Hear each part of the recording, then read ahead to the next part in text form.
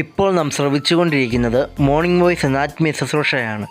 ഇന്ന് ദൈവവചനത്തിൽ നിന്നും സഹോദരൻ പ്രൈസ് സണ്ണി നന്നുവക്കാട് ധ്യാനചിന്തകൾ പങ്കുവയ്ക്കുന്നു.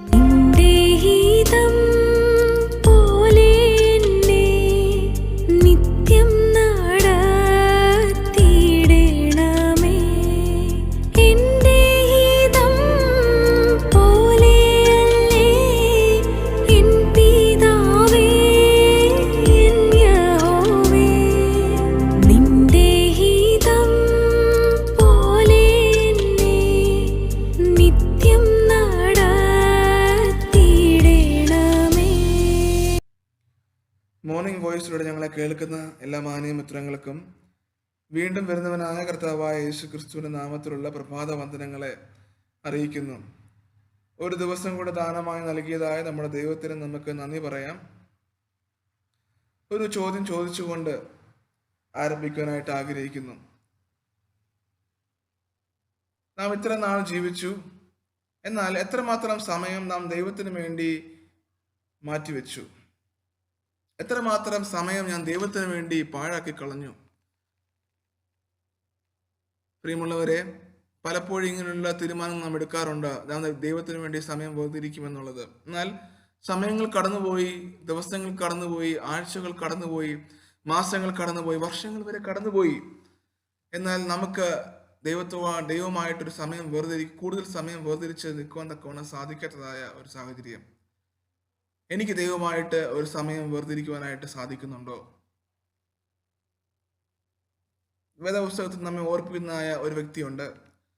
അദ്ദേഹത്തിന്റെ ജീവിതത്തിൽ നാം ഒന്ന് പരിശോധിക്കുമ്പോൾ അദ്ദേഹത്തിന്റെ ജീവിതം പൂർണ്ണമായും ഭൂരിഭാഗം ജീവിതവും അദ്ദേഹം ദൈവത്തിന് വേണ്ടി സമയം ചെലവഴിക്കുവാനായിട്ട് ഇടയായി തീർന്നു എന്നുള്ളതാണ്. നിങ്ങളുടെ ശ്രദ്ധയെ ഉൽപ്പത്തി പുസ്തകം 5-ാം അധ്യായം അതിന്റെ 21 മുതൽ 24 വരെയുള്ള വാക്യങ്ങൾ, അതുപോലെ എബ്രായ ലേഖനം 11-ാം അധ്യായം 5-ാം വാക്യം. ആദ്യം നമുക്ക് ഉൽപ്പത്തി പുസ്തകം 5-ന്റെ 21 മുതൽ 24 വരെയുള്ള വാക്യങ്ങൾ ഒന്ന് വായിക്കാം. ഹാനോക്കിന് 65 വയസ്സായപ്പോൾ അവൻ മെഥുശലേമിനെ ജനിപ്പിച്ചു. മെഥുശലേമിനെ ജനിപ്പിച്ച ശേഷം ഹാനോക്ക് 300 സംവത്സരം ദൈവത്തോട് കൂടെ നടക്കുകയും പുത്രന്മാരെയും പുത്രിമാരെയും ജനിപ്പിക്കുകയും ചെയ്തു. ഹാനോക്കിന്റെ ആയുഷ്കാലം ആകെ 365 സംവത്സരമായിരുന്നു. ഹാനോക്ക് ദൈവത്തോട് കൂടെ നടന്നു, ദൈവം അവനെ എടുത്തുകൊണ്ടതിനാൽ കാണാതെ ആയി. നാം ഇബ്രായ ലേഖനം 11-ാം അധ്യായം വായിക്കുമ്പോൾ വിശ്വാസം താൽ ഹാനോക്ക് മരണം കാണാതെ എടുക്കപ്പെട്ടു. അതുപോലെ തന്നെ അവൻ എടുക്കപ്പെടുന്നതിന് മുമ്പായിട്ട് അവൻ ദൈവത്തെ പ്രസാദിപ്പിച്ചു എന്ന് സാക്ഷ്യം പ്രാപിച്ചു എന്ന് നമ്മൾ വായിക്കുന്നു. ഈ രണ്ട് വാക്യം കൂടെ ചേർത്ത് വെച്ച് നാം ഒന്ന് പഠിക്കുമ്പോൾ ഹാനോക്ക് ദൈവത്തോട് കൂടെ നടന്ന് ദൈവത്തെ പ്രസാദിപ്പിച്ചു എന്ന് നമുക്ക് പറയുവാനായിട്ട് സാധിക്കും. ഈ 5-ാം അധ്യായത്തിന്റെ ഒരു പ്രത്യേകത, ആദാമിന്റെ വംശപാരമ്പര്യത്തെയാണ് നമുക്കിവിടെ കാണുവാനായിട്ട് കഴിയുന്നത്. ആദാം മുതൽ നോഹ വരെയുള്ള തലമുറകളുടെ കാര്യത്തെ നമുക്കിവിടെ കാണുവാനായിട്ട് കഴിയും. ഇന്നയാളെ ജനിപ്പിച്ചു, ഇത്ര നാൾ ജീവിച്ചു, അതിനുശേഷം മരിച്ചു, അടുത്ത തലമുറ എന്നിങ്ങനെയുള്ള കാര്യങ്ങളൊക്കെ നമ്മൾ കാണുന്നുണ്ട്. ഏറ്റവും കൂടുതൽ നാൾ ജീവിച്ച വ്യക്തി മെഥുശലേമാണ്. 969 സംവത്സരം ജീവിച്ചു എന്നുള്ളത് നമ്മൾ വായിക്കുന്നു. എന്നാൽ ഇവരെ കുറിച്ചൊന്നും പറയാത്തതായ വ്യത്യസ്തമായ നിലയിൽ ദൈവത്തിന്റെ പരിശുദ്ധാത്മാവ് ഓർപ്പിക്കുന്നു. 2 പ്രാവശ്യം നമ്മൾ കാണുന്ന ഒരു കാര്യം, അവൻ ദൈവത്തോട് കൂടെ, ഹാനോക്ക് ദൈവത്തോട് കൂടെ നടന്നു എന്നുള്ളതാണ്. നാം വായിച്ചതുപോലെ, എബ്രായ ലേഖനത്തിൽ വായിച്ചതുപോലെ അവൻ ദൈവത്തെ പ്രസാദിപ്പിച്ച് നടന്നു എന്നുള്ളത്. അപ്പോൾ ദൈവത്തെ പ്രസാദിപ്പിക്കണമെങ്കിൽ, ഒരാളെ പ്രസാദിപ്പിക്കണമെങ്കിൽ നമ്മൾ അദ്ദേഹത്തിന്റെ ഇഷ്ടം അറിഞ്ഞാൽ മാത്രമേ നമുക്ക് അദ്ദേഹത്തെ പ്രസാദിപ്പിക്കാനായിട്ട് സാധിക്കുകയുള്ളൂ. അപ്പോൾ ദൈവത്തിന്റെ ഇഷ്ടം അറിഞ്ഞ് ദൈവത്തോട് കൂടെ നടന്ന് ദൈവത്തെ പ്രസാദിപ്പിച്ചവനായ ഒരു വ്യക്തി ജീവിതമാണ് ഹാനോക്ക് എന്ന് പറയുന്നത്. ഹാനോക്കിന്റെ ആയുഷ്കാലം ആകെ 365 സംവത്സരമുള്ളൂ. എന്നാൽ പരിശുദ്ധനും നമ്മെ ഓർപ്പിക്കുന്നത് 300 സംവത്സരവും അവൻ ദൈവത്തോട് കൂടെ തന്റെ സമയം ചെലവഴിച്ചു എന്നുള്ളതാണ്. ആ തലമുറകളുടെ മധ്യത്തിൽ ഹാനോക്ക് വ്യത്യസ്തനായിരുന്നു എന്നുള്ളത് നമുക്കിവിടെ കാണുവാനായിട്ട് കഴിയും. കാരണം തന്റെ സമയങ്ങൾ താൻ ഈ ഭൂമിയിലായിരുന്നപ്പോൾ താൻ ദൈവത്തിന് വേണ്ടി ആ സമയം ചെലവഴിച്ചു, ദൈവത്തോട് കൂടെ നടക്കുവാൻ തക്കവണ്ണം മനസ്സ് വെച്ചു എന്നുള്ളത് നാം ഇവിടെ കാണുന്നു. നാം യൂദ ലേഖനത്തിലും ഹാനോക്കിനെ കുറിച്ച് പരാമർശിക്കുന്നതായിട്ട് നാം കാണുന്നുണ്ട്. ദൈവത്തോട് കൂടെ നടക്കുവാൻ, ദൈവത്തിന്റെ ഇഷ്ടം പറഞ്ഞ് ദൈവത്തെ പ്രസാദിപ്പിക്കുവാൻ തക്കവണ്ണം മനസ്സ് വെച്ചവനായ ഹാനോക്ക്. എന്താണ് അവനെ നടക്കുവാൻ തക്കവണ്ണം പ്രേരിപ്പിച്ചതായ ഘടകം?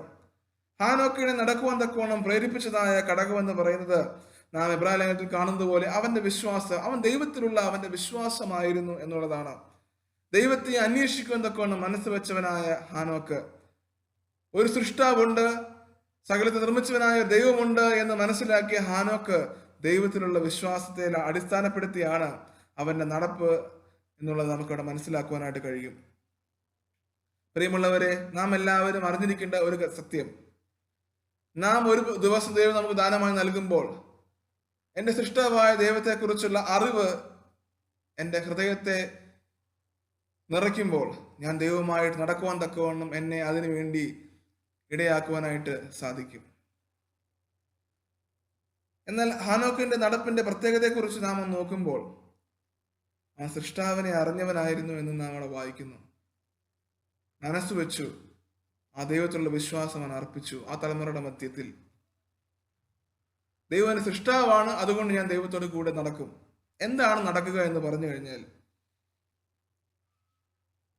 5 വിധമായ കാര്യങ്ങൾ പ്രത്യേകമായി പറഞ്ഞുകൊണ്ട് നിർത്തുവാനായിട്ട് ഞാൻ ആഗ്രഹിക്കുകയാണ്.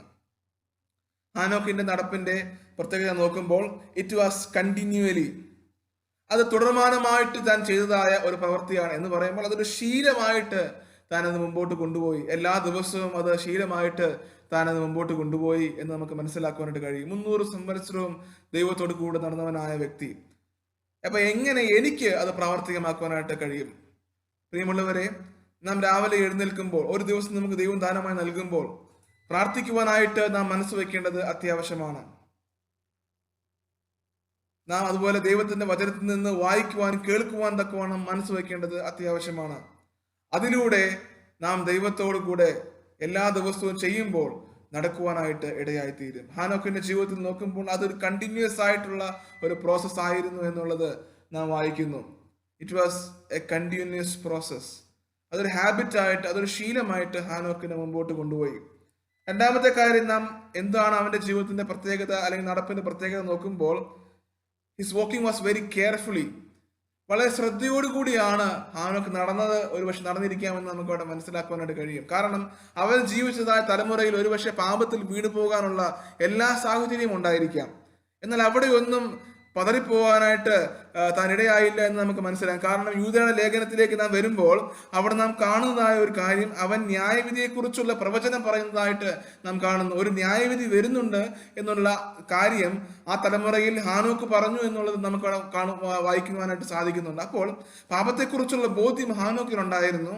അപ്പോൾ ഹാനോക്ക് വളരെ സൂക്ഷിച്ചായിരിക്കാം ഒരുപക്ഷെ തന്റെ ജീവിതം മുമ്പോട്ട് കൊണ്ടുപോയത്. അപ്പോൾ ഇന്ന് പകൽക്കാലം നമുക്ക് എങ്ങനെ അത് സാധ്യമാകുവാനായിട്ട് കഴിയും?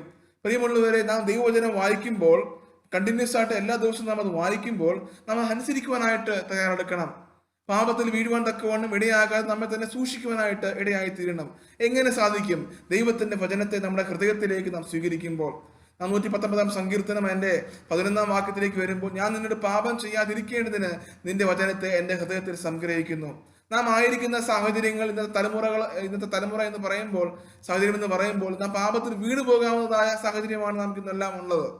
എന്നാൽ ആ സമയത്തും നാം എന്ത് ചെയ്യണം? ദൈവത്തിന്റെ വചനം നമ്മുടെ ഹൃദയത്തിൽ സംഗ്രഹിച്ചുകൊണ്ട് പാപത്തിൽ വീഴാതെ നമ്മെ തന്നെ സൂക്ഷിച്ച് മുമ്പോട്ട് പോകുവാനായിട്ട് ഇടയായിത്തീരണം. ഹാനോക്കിന്റെ നടപ്പ് അത് കണ്ടിന്യൂസ് ആയിരുന്നു. ഹാനോക്കിന്റെ നടപ്പ് വളരെ കെയർഫുൾ ആയിരുന്നു. മൂന്നാമതായിട്ട്, ഹാനോക്കിന്റെ നടപ്പ് എന്ന് പറയുന്നത് അത് ദൈവത്തിലുള്ള ആശ്രയത്തിലായിരുന്നു എന്നുള്ളതാണ്. He was depending upon God. ദൈവത്തിലുള്ള കോൺഫിഡൻസ് ആയിരുന്നു ഹാനോക്കിനുണ്ടായിരുന്നത്. എന്ന് പറയുമ്പോൾ എനിക്ക് സ്വന്തമായിട്ടൊന്നും ചെയ്യുവാനായിട്ട് സാധിക്കുകയില്ല, മറിച്ച് ദൈവമേ നിന്റെ കൃപയല്ലാതെ എനിക്കൊന്നും ചെയ്യുവാനായിട്ട് സാധിക്കില്ല. അപ്പോൾ ദൈവത്തിലുള്ള പൂർണ്ണ ആശ്രയത്തിലായിരുന്നു ഹാനോക്ക് ജീവിച്ചിരുന്നത്. ഹാനോക്കിന്റെ മുഴുവൻ ആശ്രയവും ദൈവത്തിലായിരുന്നു. എല്ലാം he is depending upon God. എനിക്കൊന്നും സ്വന്തമായിട്ട് ചെയ്യാനായിട്ട് കഴിയുകയില്ല നിന്റെ കൃപയല്ലാതെ. ആ നടപ്പിൽ ആ 300 സംവത്സരത്തിൽ നാം മനസ്സിലാക്കാനായിട്ട് കഴിയുന്നത് he was fully depending upon God. പൂർണ്ണമായും ദൈവത്തിൽ ആശ്രയിച്ച് ജീവിച്ച ഒരു വ്യക്തിയായിരുന്നു എന്ന് ഹാനോക്ക് നമുക്ക് മനസ്സിലാക്കാനായിട്ട് കഴിയും. പ്രിയരെ, നമ്മുടെയൊക്കെ ജീവിതത്തിൽ നാം മനസ്സിലാക്കണം, ഞാൻ ദൈവത്തോട് കൂടെ നടക്കണമെങ്കിൽ പൂർണ്ണമായി ഞാൻ ദൈവത്തെങ്കിലേക്ക്, അല്ലെങ്കിൽ എനിക്ക് സ്വന്തമായിട്ടൊന്നും ചെയ്യാൻ പറ്റത്തില്ല എൻ്റെ നാഥനെ.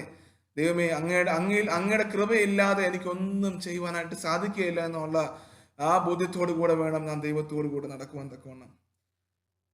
നാലാമതായിട്ട് നാം നോക്കുമ്പോൾ അവൻ ദൈവത്തോടു കൂടെ വാസ് വാക്കിംഗ് വിത്ത് ചിയർഫുള്ളി. അതൊരിക്കലും ഒരു ഭാരമായിട്ടല്ല താൻ മുമ്പോട്ട് കൊണ്ടുപോയത്, വളരെ സന്തോഷത്തോടു കൂടിയാണ് എന്നുള്ളത് നമുക്ക് മനസ്സിലാക്കാനായിട്ട് കഴിയും. ഒരിക്കലും ഒരു ആരുടെയോ പ്രേരണ കൊണ്ട് താൻ ഇത് ചെയ്തതല്ല, മറിച്ച് ദൈവത്തെങ്കിലേക്കുള്ള തൻ്റെ സന്തോഷം, ദൈവത്തിന്റെ സാന്നിധ്യം അറിഞ്ഞുള്ള സന്തോഷത്തിലായിരുന്നു ആ ഹാനോക്ക് ദൈവത്തോടു കൂടെ നടക്കുവാനായിട്ട് തന്നെ പ്രേരിപ്പിച്ചത്. പ്രിയമുള്ളവരെ, നമ്മളും ദൈവത്തോടു കൂടെ നടക്കുവാനായിട്ട് നമ്മെ പ്രേരിപ്പിക്കേണ്ടതായ ഘടകമെന്ന് പറയുന്നത് നാമും വളരെ സന്തോഷത്തോടു കൂടെ വേണം ദൈവത്തോടു കൂടെ നടക്കുവാൻ തക്കവണ്ണം. പലപ്പോഴും പലരും പറഞ്ഞു കേട്ടതുപോലെ, അല്ലെങ്കിൽ പലരും നമ്മെ ഓർപ്പിക്കുക, ബൈബിൾ വായിക്കുക, അല്ലെങ്കിൽ പ്രാർത്ഥിക്കുക, ഇന്ന ആള് പറഞ്ഞുകൊണ്ട്, അല്ലെങ്കിൽ ഒരു എങ്ങനെയെങ്കിലും ഇത് ചെയ്തു തീർക്കണം എന്നുള്ള ആഗ്രഹത്തോടു കൂടി ആ ഒരു നിലയിലല്ല നാം ഇത് ചെയ്യേണ്ടത്. മറിച്ച് ദൈവത്തോടുള്ള ആത്മാർത്ഥമായ സ്നേഹത്തിൽ നിന്നുകൊണ്ട്, ആത്മാർത്ഥമായ സന്തോഷത്തിൽ നിന്നുകൊണ്ട് വേണം നാം ദൈവത്തോട് കൂടെ നടക്കുവാനായിട്ട്. അവസാനമായിട്ട് നാം ദൈവത്തോട് കൂടെ നടക്കുമ്പോൾ ഇറ്റ് ഷുഡ് ബി കൺസിസ്റ്റന്റ്ലി, സ്ഥിരതയോടുകൂടെ അത് മുമ്പോട്ട് കൊണ്ടുപോകണം. എന്തുകൊണ്ടെന്നാൽ പലപ്പോഴും നമ്മുടെയൊക്കെ ക്രിസ്തീയ ജീവിതത്തിൽ നാം വളരെ നല്ലപോലെ തുടങ്ങി മുമ്പോട്ട് പോകും, പക്ഷെ അവസാനിപ്പിക്കുന്നത് പലപ്പോഴും നാം പരാജയത്തിലേക്ക് വരാറുണ്ട്. നാം നടക്കുമ്പോൾ, ദൈവത്തോടു കൂടെ നടക്കുമ്പോൾ, എൻ്റെ നടപ്പ്, എൻ്റെ തുടക്കം എങ്ങനെയായിരുന്നു, എൻ്റെ അവസാനവും നല്ല നിലയിൽ എത്തിച്ചേരുവാനായിട്ട് ഇടയായിത്തീരണം. ഹാനോക്കിനെ കുറിച്ച് നോക്കുമ്പോൾ താൻ 300 സംവത്സരം താൻ ജീവിച്ചു, 365 സംവത്സരം ജീവിച്ചു. അവിടെയെല്ലാം നല്ല തൻ്റെ തുടക്കത്തിലും അവസാനത്തിലും ആ നിലയിൽ താൻ മുമ്പോട്ട് തന്നെ പോയി എന്നുള്ളത് നാം കണ്ടു. അതിനൊരു മാറ്റം വരാതെ സ്ഥിരതയോടുകൂടെ ദൈവത്തോടു കൂടെ നടക്കുവാൻ, കണ്ടിന്യൂസ് ആയിട്ട് നടക്കുവാൻ, കെയർഫുൾ ആയിട്ട് നടക്കുവാൻ, വളരെ കോൺഫിഡൻസോട് ദൈവത്തോടു കൂടെ നടക്കുവാൻ, വളരെ ചിയർഫുൾ ആയിട്ട് ദൈവത്തോടു കൂടെ നടക്കുവാൻ തക്കവണ്ണം ഹാനോക്ക് മനസ്സ് വെച്ചു.